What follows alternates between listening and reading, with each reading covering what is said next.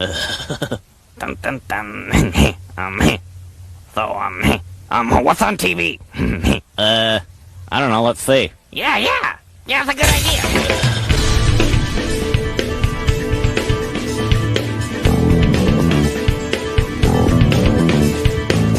2, 4, 6, 8. Who do we appreciate? Tim in the morning. Tim in the morning.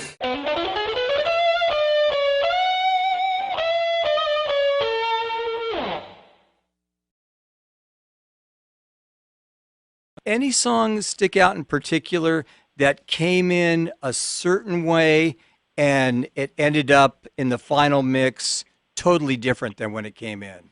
Well, of course, there were many songs like that. You know, everyone remembers Be My Baby. Boom, boom, boom, bang, boom, boom, boom, bang. Was one of those things. I have never known if it was a written part or the fact that I'm such a good faker. One of the things you learn quick in recording, if you make a mistake, do it in the same place every 4 or 8 or 16 bars, and it becomes a part of the song. And so when we're doing Be My Baby, all of a sudden we're doing Strangers in the Night, Frank Sinatra, record of the year that year, brought him back. All of a sudden I'm doing the same beat. And if you listen to it, you'll hear it. Strangers in the night, boom, ba, ba, ba, ba, boom, ba. None of that was written. So there is a song there where we were just going to straight play it, Strangers in the Night, and I just couldn't help but feel that after listening to it. It was almost like Be My Baby.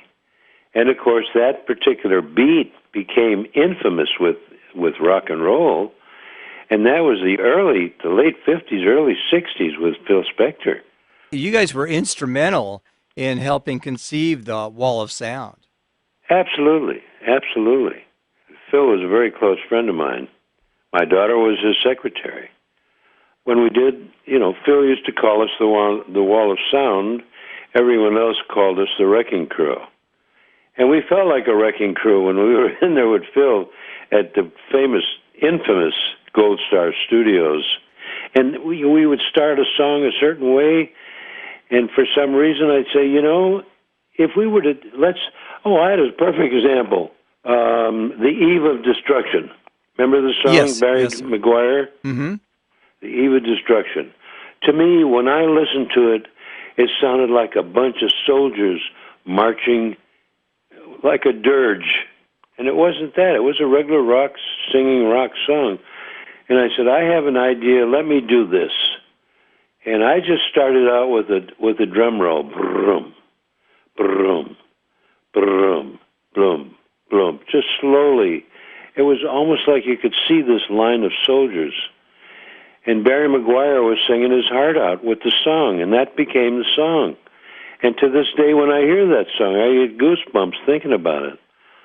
But that's the way it was, and that's because I had whatever producers, and in that case, I believe the producer was either Lou Adler or Bones Howe, one of the greatest producers in the world. And yeah, good that's guys.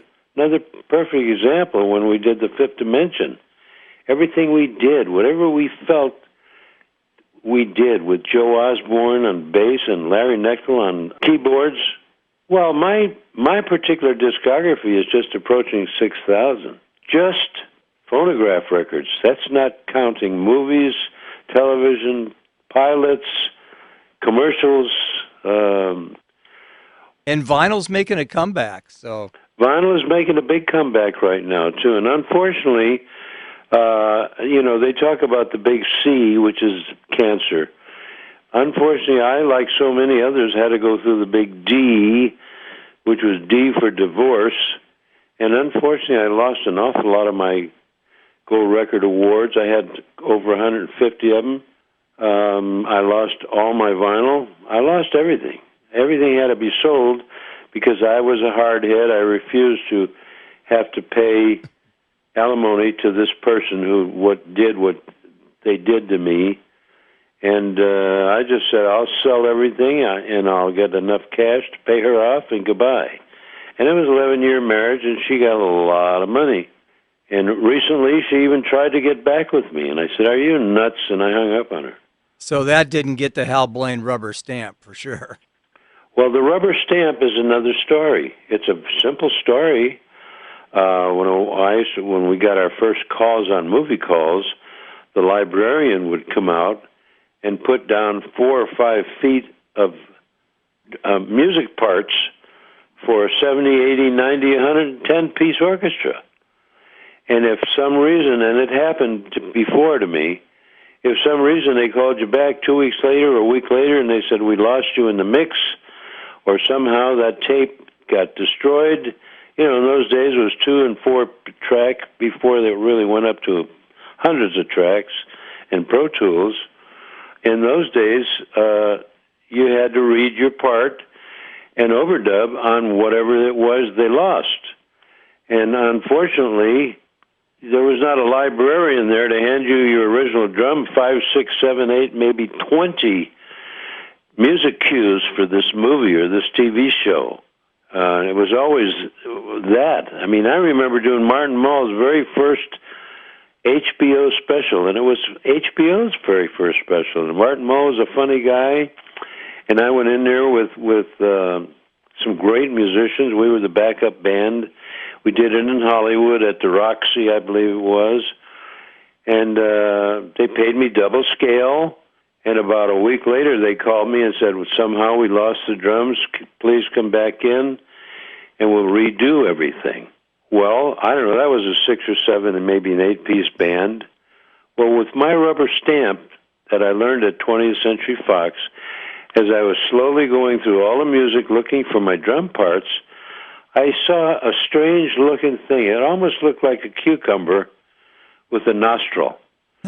And I was asking some of the guys, the contractor and some of the people, and they said, "Oh, that's Manny Klein." Manny Klein in those days was the lead trumpet player, brass player at all the studios, all the music, in all the movies. And that was his rubber stamp, because there were times when he had to overdub something or add something or whatever. And he discovered that by fanning through the music, he could spot his rubber stamp. And so I said, I'm going to do the same thing after spending hours at Fox.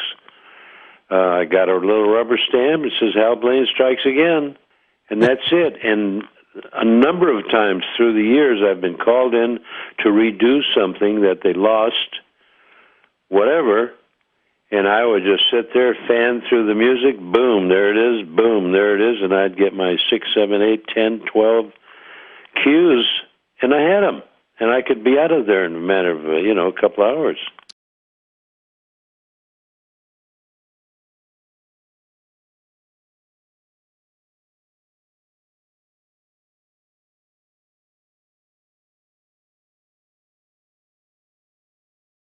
Hail to the king, baby.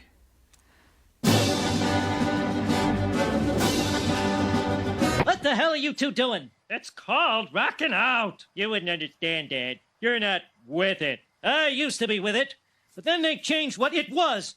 Now what I'm with isn't it, and what's it seems weird and scary to me. It'll happen to you. I write about a lot of things. You might have heard or read my name somewhere. I write books. I write things that get out and people read. I'll read your name.